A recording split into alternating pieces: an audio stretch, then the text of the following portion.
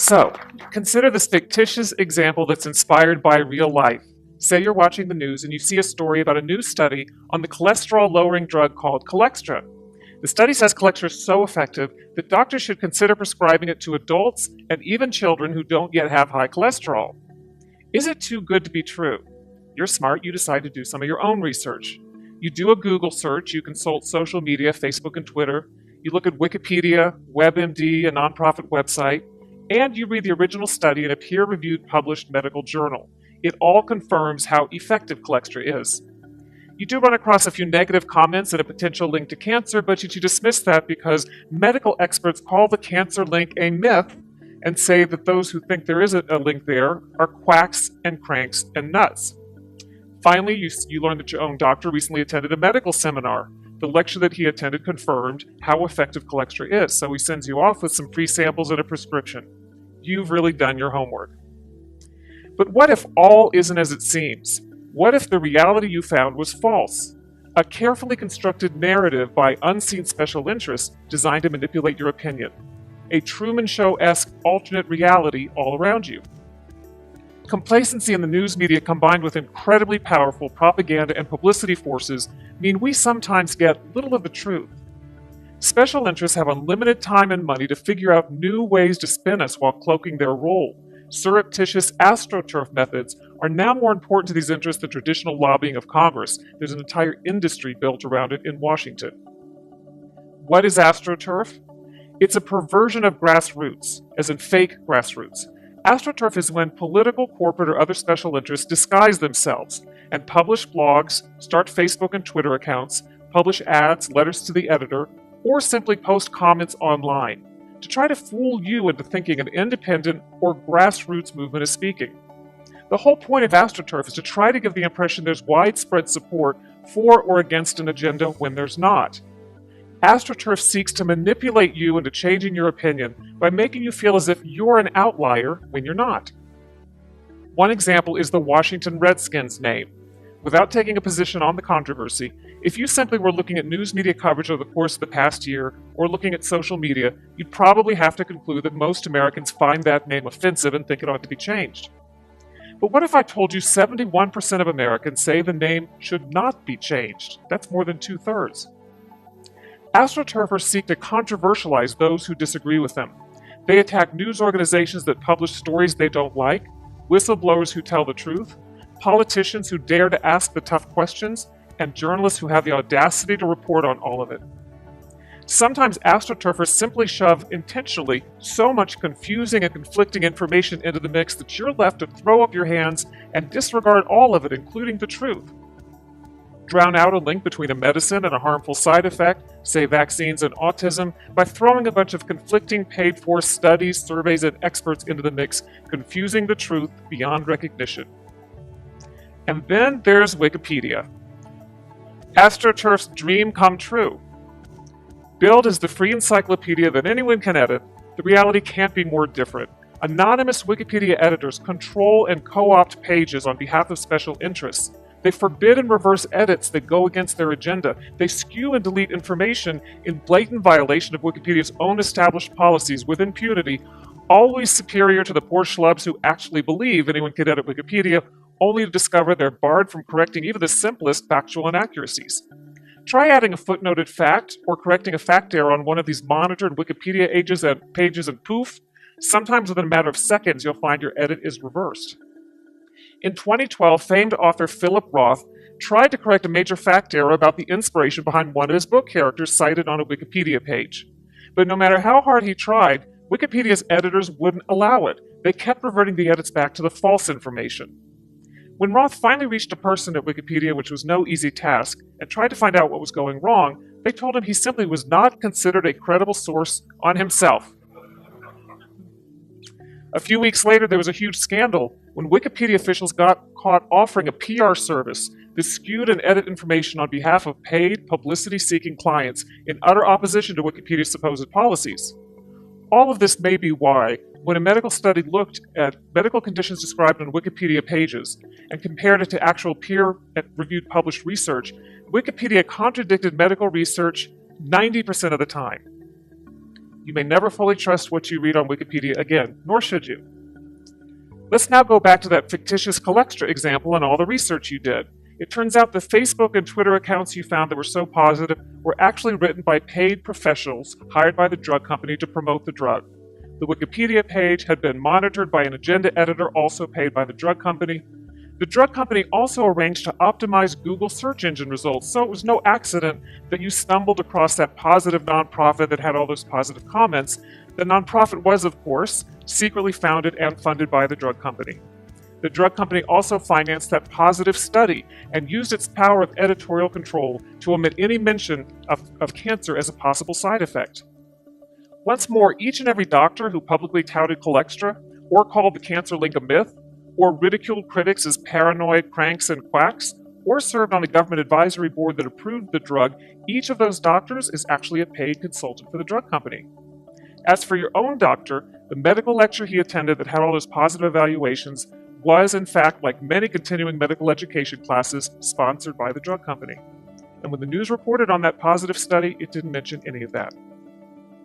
I have tons of personal examples from real life. A couple of years ago, CBS News asked me to look into a story about a study coming out from the nonprofit National Sleep Foundation. Supposedly, this press release coming out said, the study concluded we are a nation with an epidemic of sleeplessness and we don't even know it, and we should all go ask our doctors about it. A couple of things struck me about that. First, I recognized the phrase ask your doctor as a catchphrase promoted by the pharmaceutical industry. They know that if they can get your foot through the door of the doctor's office to mention a malady, you're very likely to be prescribed the latest drug that's marketed. Second, I wondered how serious an epidemic of sleeplessness could really be if we don't even know that we have it. Right? It didn't take long for me to do a little research and discover that the National Sleep Foundation nonprofit and this study, which was actually a survey, not a study, were sponsored in part by a new drug that was about to be launched onto the market called Lunesta, a sleeping pill. I reported the study as CBS News asked, but of course I disclosed the sponsorship behind the nonprofit and the survey so that viewers could weigh the information accordingly. All the other news media reported the same survey directly off the press release as written without digging past the superficial. It later became an example written up in the Columbia Journalism Review, which quite accurately reported that only we at CBS News had bothered to do a little bit of research and disclose the conflict of interest behind this widely reported survey. So now you may be thinking, what can I do? I thought I'd done my research. What chance do I have separating fact from fiction, especially if seasoned journalists with years of experience can be so easily fooled? Well, I have a few strategies that I can tell you about to help you recognize signs of propaganda in Astroturf. Once you start to know what to look for, you'll begin to recognize it everywhere. First, hallmarks of Astroturf include use of inflammatory language such as crank, quack, nutty, lies, paranoid, pseudo, and conspiracy. Astroturfers often claim to debunk myths that aren't myths at all. Use of the charged language tests well. People hear something's a myth, maybe they find it on Snopes, and they instantly declare themselves too smart to fall for it. But what if the whole notion of the myth is itself a myth, and you and Snopes fell for that? Beware when interests attack an issue by controversializing or attacking the people, personalities, and organizations surrounding it rather than addressing the facts. That could be Astroturf. And most of all, Astroturfers tend to reserve all of their public skepticism for those exposing wrongdoing rather than the wrongdoers. In other words, instead of questioning authority, they question those who question authority. You might start to see things a little more clearly. It's kind of like taking off your glasses and wiping them and putting them back on and realizing for the first time how foggy they've been all along. I can't resolve these issues, but I hope that I've given you some information that will at least motivate you to take off your glasses and wipe them and become a wiser consumer of information in an increasingly artificial, paid-for reality. Thank you.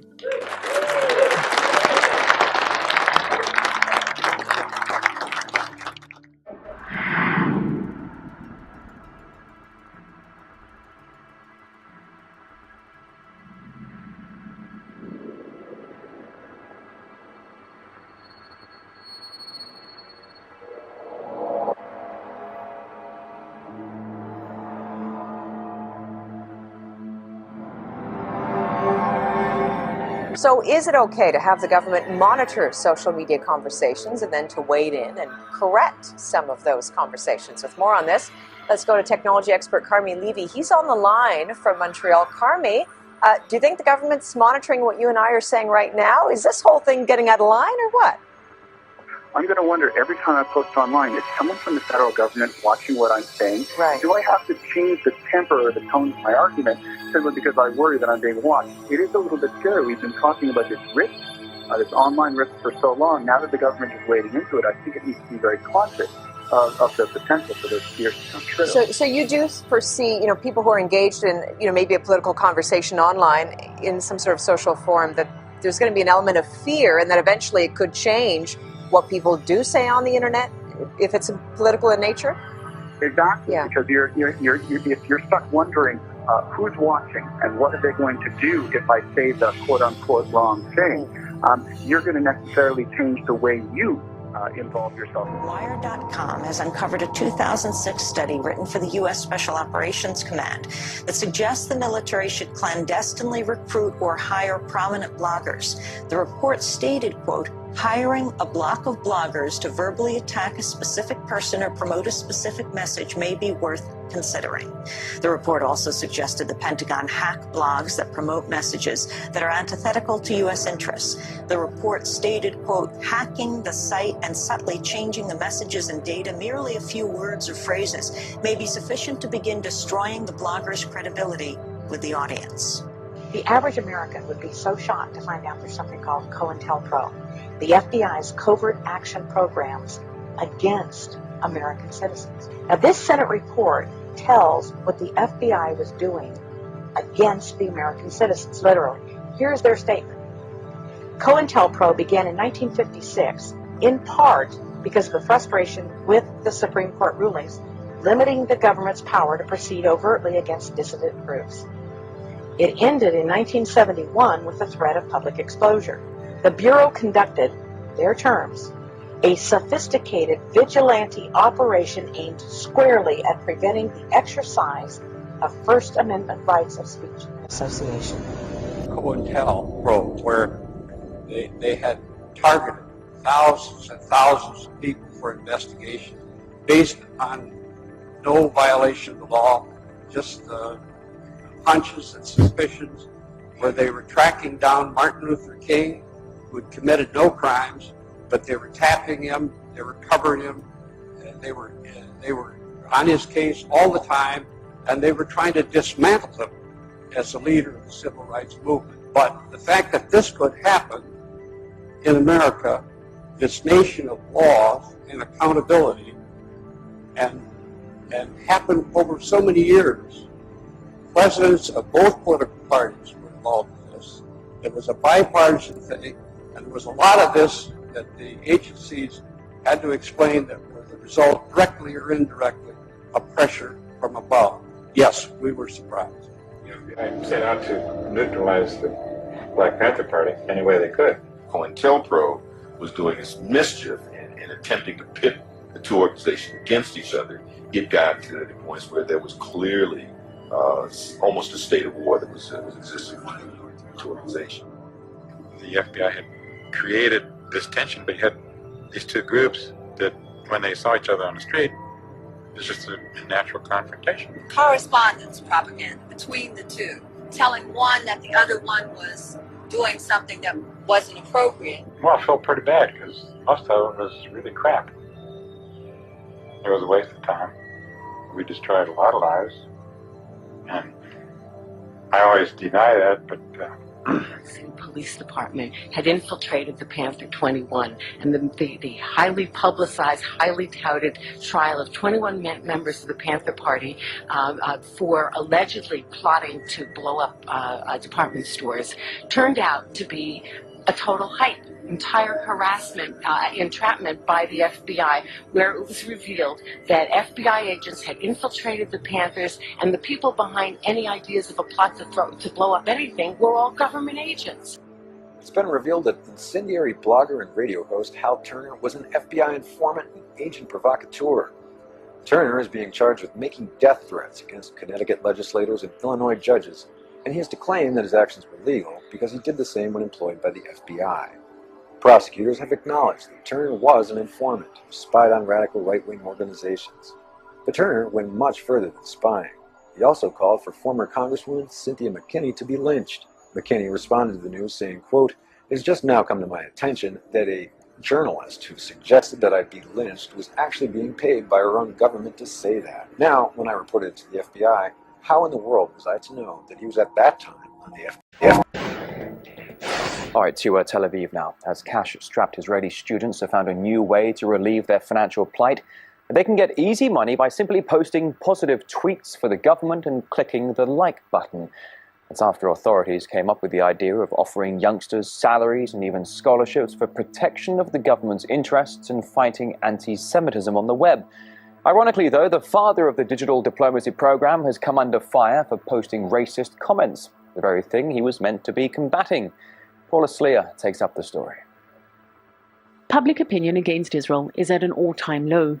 Recent wars with Gaza and the seemingly never-ending occupation have left the country waging a PR war.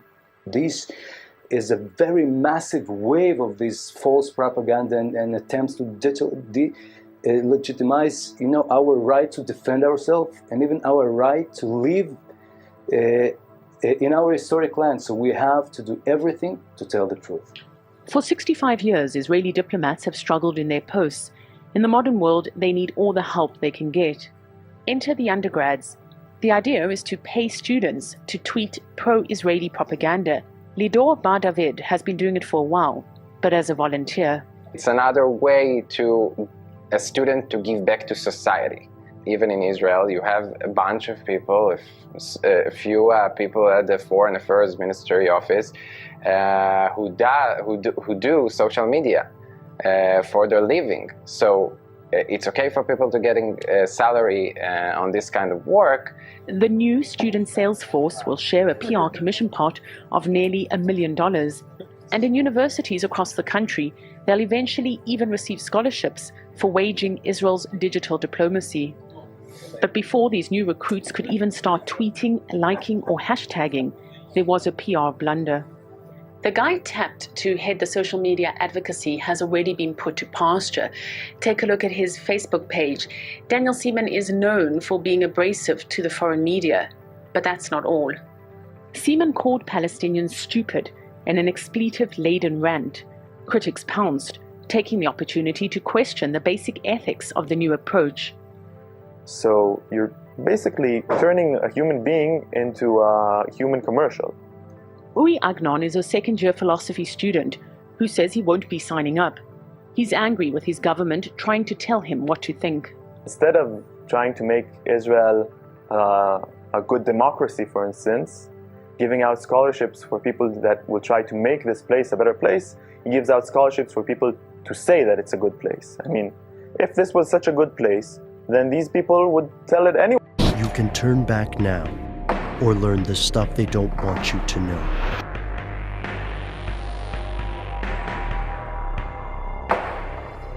Here are the facts. When people have to make decisions, they act to the best of their ability based on the information available. But sometimes that information may be inaccurate, which doesn't stop it from spreading from one person to the next. This unintentional spread is known as misinformation. Throughout history, misinformation is regrettably common. Before the existence of reliable, fast communication across long distances, news could take weeks or months to reach world leaders. What they did here was often exaggerated or incorrect. Even today, when a world leader, corporation, or the media unintentionally spreads incorrect information about a nuclear weapon perhaps, or an imminent war, fear can overpower otherwise rational people. In the military, this uncertainty is known as the fog of war. No one is perfect, and no one is immune. Fortunately, communication in the modern world is cheaper than at any other time in history. With the ability to check facts with people across the planet, it seems these errors are a thing of the past. Unless, of course, they are intentionally spread. Here's where it gets crazy. Think of misinformation as a bungle on the football field. Think of disinformation as a well-executed play. It could take the form of a forged letter, an extraordinarily lucky discovery, or an anonymous phone call. When it comes to information warfare, disinformation is one of the oldest techniques in the business. During World War II, British forces intentionally leaked fake campaign plans to Axis powers in Operation Barclay, diverting Nazi attention from Sicily. Disinformation was spread by the Soviets and the US as they competed to become the world's reigning superpower, perhaps most notably in the CIA's Operation Mockingbird. Yet disinformation is not a discarded Cold War practice, nor is it a thing of the past. In countries like Zimbabwe, Myanmar, or Belarus, the public generally accepts that elections are rigged, but the local media rarely contradicts the ruling powers. It's no secret that many U.S. citizens believe presidents from Lyndon Johnson to George W. Bush and Barack Obama have resorted to disinformation to nudge public opinion. Some experts believe the public has become more disinformed than ever before. In a 1996 study on information warfare, the RAND Corporation found that opportunities for perception management, or affecting the way the public interprets information, have expanded rather than decreased. From the internet to Photoshop, the evolution of information technology has provided a wealth of new tools for those who would shape public perception. But here's the tricky part. How can we tell the truth from the propaganda? In the conspiracy world, this is a matter of hot debate. Alex Jones, David Icke, and numerous other conspiracy theorists have themselves been accused of being disinfo agents, planted by a government or shadowy world power to manage the public's opinion. These examples run high on emotion and low on proof, but the point remains disturbing. From the Gulf of Tonkin controversy to state-owned media such as North Korea's Central News Agency, it's easy to find examples of disinformation, but there's often no sure way to know which stories are true and which sources to trust. According to some conspiracy theorists, anyone could be a source of disinformation. Even us.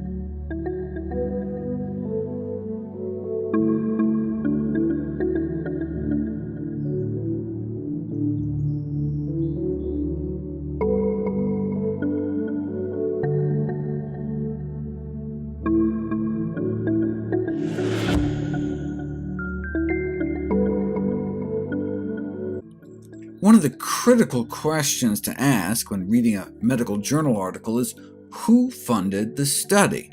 In most journals, researchers are required to identify their sources of funding, so what's the problem? Well, researchers can obscure the true origin of financial support. They can hide it, disguise it, or even launder the money through a front group. Case in point, a study downplaying the risks of lung cancer, funded in part by the Foundation for Lung Cancer Early Detection, Prevention, and Treatment. That doesn't sound so bad until you realize it's underwritten by millions from a tobacco company. See, there's no obligation to disclose a funding source of funding. This allows companies to evade financial disclosure requirements and make it harder to follow the money trail. Why does the funding source matter?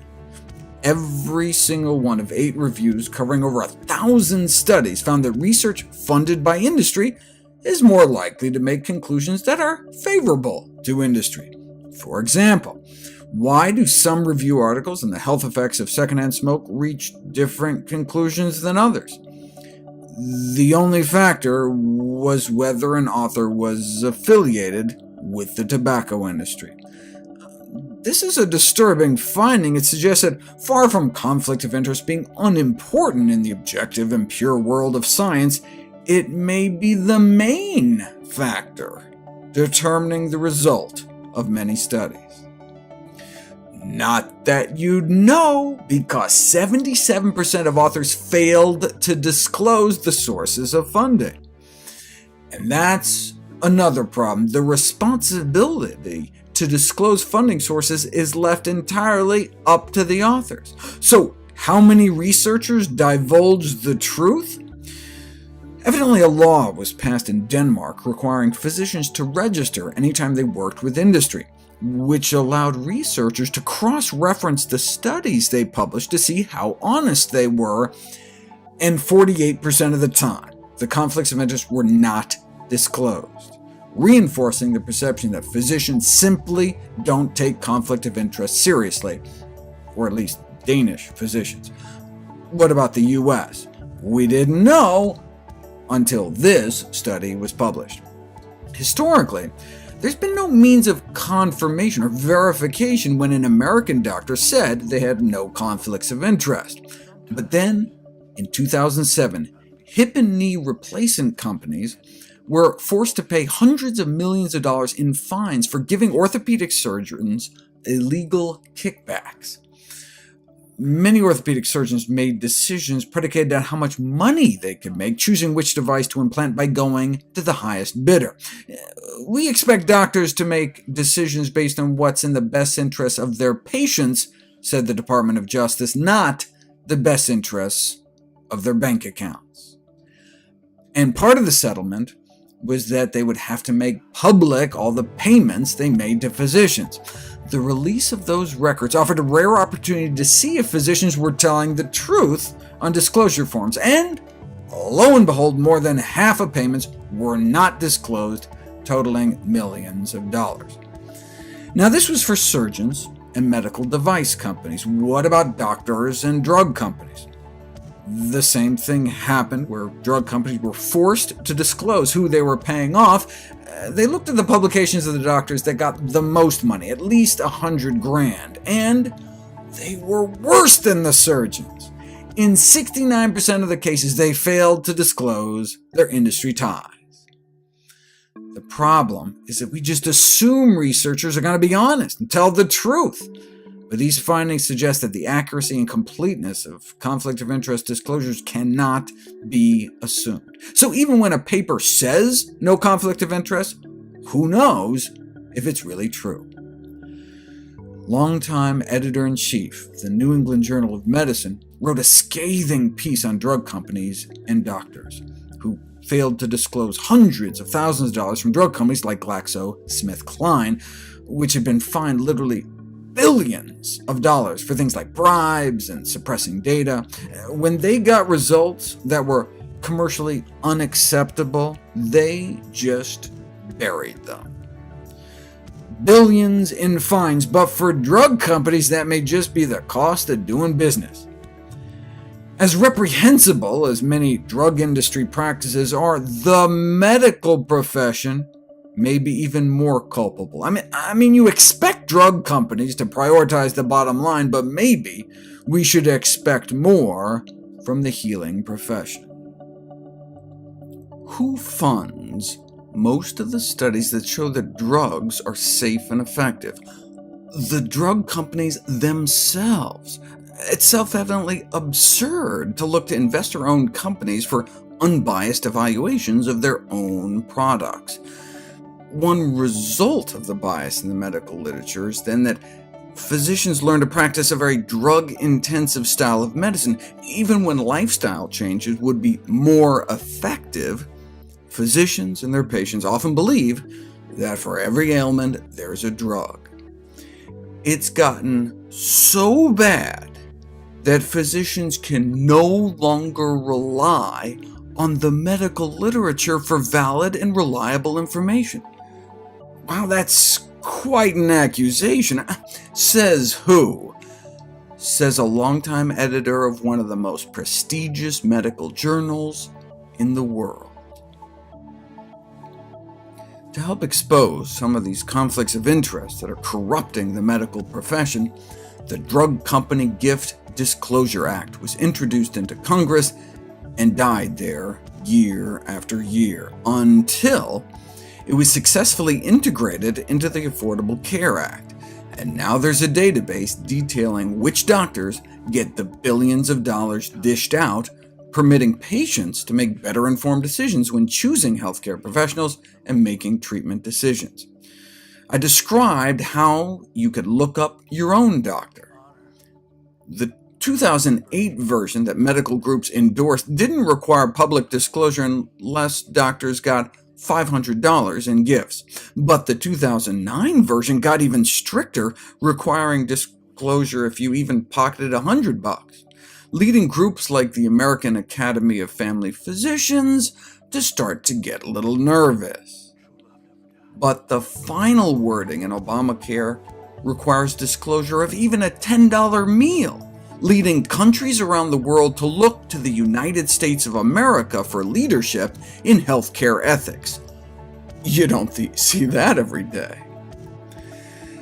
Now that we have this massive public record, we can now really see how honest doctors have been. The financial disclosures by the authors of the American College of Cardiology and American Heart Association guidelines were matched to the public disclosures of the hundreds of thousands of dollars they receive from Big Pharma thanks to the new law. And let's just say the overall agreement between author and drug company disclosure was poor. Nationally, female physicians each received thousands fewer dollars on average each year from drug companies, though it's not clear if that's because the women were ethical or the industry was sexist. What about conflicts of interest online? There are purportedly evidence-based medicine websites allowing physicians to answer clinical questions at the bedside. For example, a clinician caring for patients are increasingly reviewing treatment recommendations on these websites to make clinical decisions in real time. You're with a patient, you can just whip out your phone and check. So it's important that there are no financial conflicts of interest in those that write these online guidelines. So they examined one such website called UpToDate, which seemed to provide the most comprehensive diagnosis. So, did they find any conflicts of interest? Yes, in every single one they looked at. Okay, but so what do you do with that information? Let's say you see an article claiming that candy consumption is not associated with health risks, and they disclosed that the research was supported by the National Confectioners Association, who used to run ads that said things like, "Put candy in their school lunch because it's good for them." The problem with financial conflicts of interest is you simply don't know what to believe. So, maybe this preoccupation with disclosure hijacked the whole debate. Maybe, as the former editor-in-chief of the New England Journal of Medicine critiqued, the focus should be instead on not just disclosing, but eliminating commercial conflicts. It's like campaign finance reform, where the issue is managed more by public disclosure rather than getting money out of politics. Dr. Kassirer writes that the vast attention paid to failure to disclose conflicts of interest is misplaced, and that more attention should be focused on the financial conflicts themselves. After Dr. Kassirer effectively resigned from the New England Journal of Medicine, disillusioned with the direction they were taking, Dr. Angel took over, the first female editor-in-chief in the journal's 100-year history.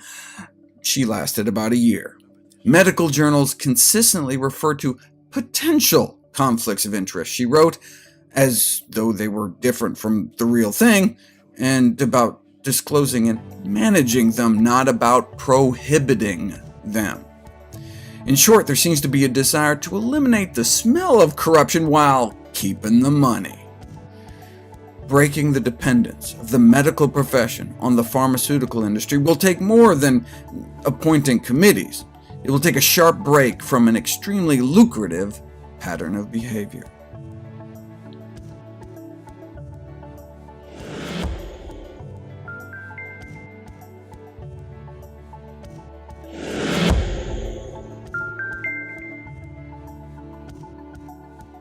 For decades, on the basis of concerns from the American Heart Association and consumer groups, the Federal Trade Commission carried out successful legal action, upheld by the Supreme Court, to compel the egg industry to cease and desist from false and misleading advertising that eggs had no harmful effects on health. See, anti-cholesterol attacks on eggs resulted in severe economic loss through a reduction in egg consumption, so the egg industry created a National Commission on Egg Nutrition to combat the anti-cholesterol, anti-egg publicity with ads like this, exclaiming there is no scientific evidence whatsoever that eating eggs in any way increases the risk of heart attack, which the U.S. Court of Appeals found patently false and misleading. Even the tobacco industry wasn't that brazen, instead just trying to introduced the element of doubt, arguing that the relationship between smoking and health remained an open question. The egg ads made 7 claims, each of which, in truth and in fact, was determined to be bull. The court determined the egg industry ads were, and are, false, misleading, deceptive. In fact, legal scholars view what the tobacco industry tried to do as the same as what the American Egg Board's Nutrition Commission on Egg Nutrition tried to do. As with the egg ads, the tobacco industry did more than just espouse one side of a genuine controversy, but just denied the existence of scientific evidence. Over the last 36 years, the American Egg Board has spent hundreds of millions of dollars to convince people eggs are not going to kill them. And it's working. In combination with aggressive nutritional science and public relations efforts, research shows that the advertising has been effective in decreasing consumers' concerns over eggs and cholesterol heart health. This is from their internal strategy documents I got a hold of. Currently, they're targeting moms. Their approach is to surround moms wherever they are. They pay integration fees for egg product placement in TV shows. To integrate eggs into The Biggest Loser, for example, could be $1 million. But getting some kids' storytime reading program to integrate eggs may only take $500,000 though. The American Egg Board keeps track of who is and is not a friend of eggs.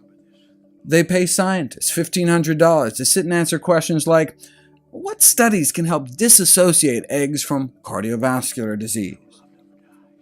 From the beginning, their arch nemesis was the American Heart Association, over which they fought a major battle over cholesterol. In documents retrieved through the Freedom of Information Act, we see even the USDA repeatedly chastising the egg industry for misrepresenting the American Heart Association position. In a draft letter to magazine editors, the egg industry tried to say that the American Heart Association changed its recommendations to approve an egg a day in 2000 and eventually eliminated its number restrictions on eggs in 2002. To which the head of USDA's Poultry Research and Promotion Programs had to explain the quote-unquote change in 2000 wasn't a change at all. Nothing in the guidelines or recommendations was changed. What happened is that in response to a question posed by someone planted in the audience, Heart Association reps acknowledged that even though eggs are the most concentrated source of cholesterol in the diet, since an individual egg has less than 300 milligrams of cholesterol, technically an egg could fit under the 300 milligram daily limit. And in 2002, they just eliminated the specific mention of eggs for consistency's sake. But the American Heart Association insists that they haven't changed their position and continue to warn consumers about eggs. Here's from the AHA website at the time. If one egg has 213, and the limit dietary cholesterol intake for people with normal cholesterol is 300, you could fit in an egg if you cut down on all other animal products. Right? You can have an egg for breakfast, and then if you had some coffee, some skinless turkey breast, etc., you could end up 510, right? Nearly twice the recommended limit. So if you're going to eat an egg, you need to substitute vegetables for some of the meat, you drink your coffee black, and watch for hidden eggs in baked goods. And the limit for folks with high cholesterol is 200 milligrams a day, which may not even allow a single egg a day. This is how the Senior Director of Nutrition Education at the American Egg Board's Egg Nutrition Center characterized the American Heart Association guidelines. Maybe I'm being overly sensitive, but this reads like, if you insist on having those deadly high cholesterol eggs, your penalty will be to eat vegetables. And you can't even have that yummy steak and creamy coffee you love. Really, it's not worth eating eggs. Oh, and if you think you'll be able to enjoy some delicious baked goods, forget it. The deadly eggs are there too. The American Egg Board is a promotional marketing board appointed by the U.S. government, whose mission is to increase demand for egg and egg products on behalf of U.S. egg producers. Now, if an individual egg company wants to run an ad campaign, they can say whatever they want. But if an egg corporation wants to dip into the $10 million the American Egg Board sets aside for advertising, because the board is overseen by the federal government, corporations are not allowed to lie with those funds. What a concept. Which leads to quite revealing exchanges between egg corporations that want to use that money and USDA on what egg companies can and cannot say about eggs. Thanks to the Freedom of Information Act, I was able to get my hands on some of those emails. Of course, a lot of what I got looked like this. Please note a number of items about our Salmonella Crisis module. Any questions? Or even better, entire sheets of paper that literally just said this. That was the whole sheet of paper. Our tax dollars hard at work. But check this out. This is some egg company trying to put out a brochure on healthy snacking for kids. But because of existing laws against false and misleading advertising, the head of USDA's Poultry Research and Promotion Programs reminds them that you can't couch eggs or egg products as being healthy or nutritious. See, the words nutritious and healthy carry certain connotations. You know that food is actually good for you. But because eggs have the amount of cholesterol they do, plus all the saturated fat, the words healthy and nutritious are problematic when it comes to eggs. This is the USDA saying this. However, the USDA helpfully suggests you can say eggs are nutrient dense. Wait a second, why can you say eggs are nutrient dense but not nutritious? Because there's no legal definition of nutrient dense. You can say Twinkies and Coca-Cola are nutrient dense, but legally, you can't say something is nutritious unless it's actually nutritious. So, for example, the egg industry wanted to run this ad calling eggs a nutritional powerhouse that aids in weight loss. The USDA had to remind the industry you can't portray eggs as a diet food because of the fat and cholesterol content. In fact, they have nearly twice the calories of anything that can be called low calorie. Nutritional powerhouse can't be used either. Fine, the industry said, they'll move to Plan B. Headline the ad, Exceptional Nutrition. Nope. because again, given the saturated fat and cholesterol, you can't legally call eggs nutritious. So the ad ended up, find true satisfaction, and instead of weight loss, they had to go with, can reduce hunger. USDA congratulated them on their cleverness. Yes, a food that when eaten can reduce hunger. What a concept. You can't even call eggs a food relatively low in calories. Can't say eggs are low in saturated fat. They're not. Can't say they're relatively low in fat. Can't even call them a rich source of protein because they're not. It's illegal to advertise that eggs pack a nutritional wallop. Can't truthfully say that. Or have a high nutritional content. You can't say eggs are nutritious at all. Can't say nutritious. Cannot say eggs are nutritious. Sometimes you have to tell the industry a few times. Eggs have so much cholesterol you can't even say they contribute nutritionally. Can't say eggs are healthful. Certainly can't say they're healthy. Have you seen how much cholesterol there are in those things? Can't say healthy. Can't even say eggs contribute healthful components. Since you can't say eggs are a healthy start to the day, the USDA suggests satisfying start. Can't call eggs a healthful ingredient, but you can call eggs a recognizable ingredient. Can't truthfully say eggs are good for you, can't say they're good for you by law. The egg industry needs to steer clear of words like healthy or nutritious. For food to be labeled healthy under FDA rules, it has to be low in saturated fat. Eggs fail that test. And less than 90 milligrams of cholesterol per serving. Even half an egg fails that criteria. For the same reason you can't tout ice cream for healthy bones, you can't say eggs are healthy because they exceed the limit for cholesterol. Egg corporations aren't even allowed to say things like, eggs are an important part of a well-balanced, healthy diet on an egg carton because it would be considered misleading, according to the USDA's National Egg Supervisor, since eggs contain significant amounts of fat and cholesterol, and therefore contribute to the leading killer in the United States, heart disease. The industry can't afford to tell the truth about eggs or even the hens that lay them. The industry crams 5 to 10 birds in cages the size of a file cabinet their whole lives, but when providing footage to the media, the American Egg Board instructs, do not show multiple birds in cages, they look too crowded and open us up to activist criticism. In other words, do not show the truth. Not only is the industry barred from saying eggs are healthy, they can't even refer to eggs as safe. All references to safety must be removed because more than 100,000 Americans are salmonella poisoned every year from eggs.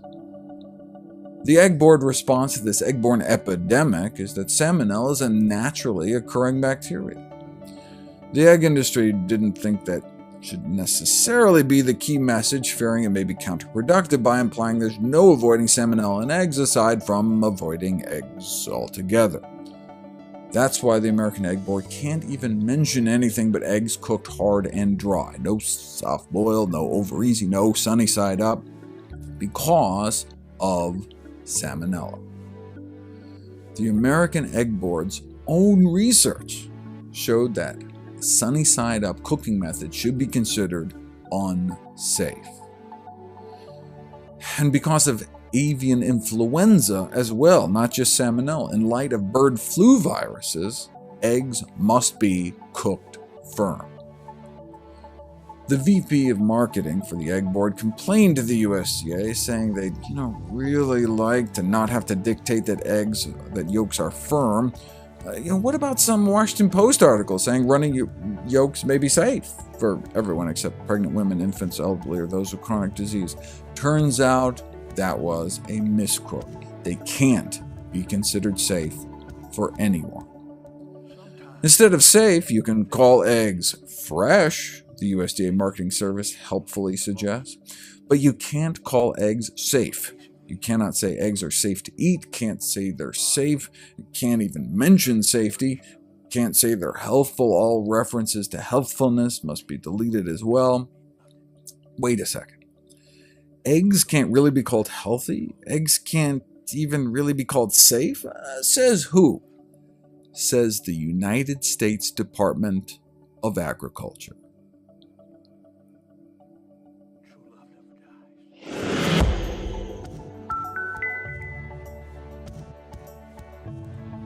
Why is the salt industry so powerful? They have their own PR and lobbying firms to play tobacco industry-style tactics to downplay the dangers.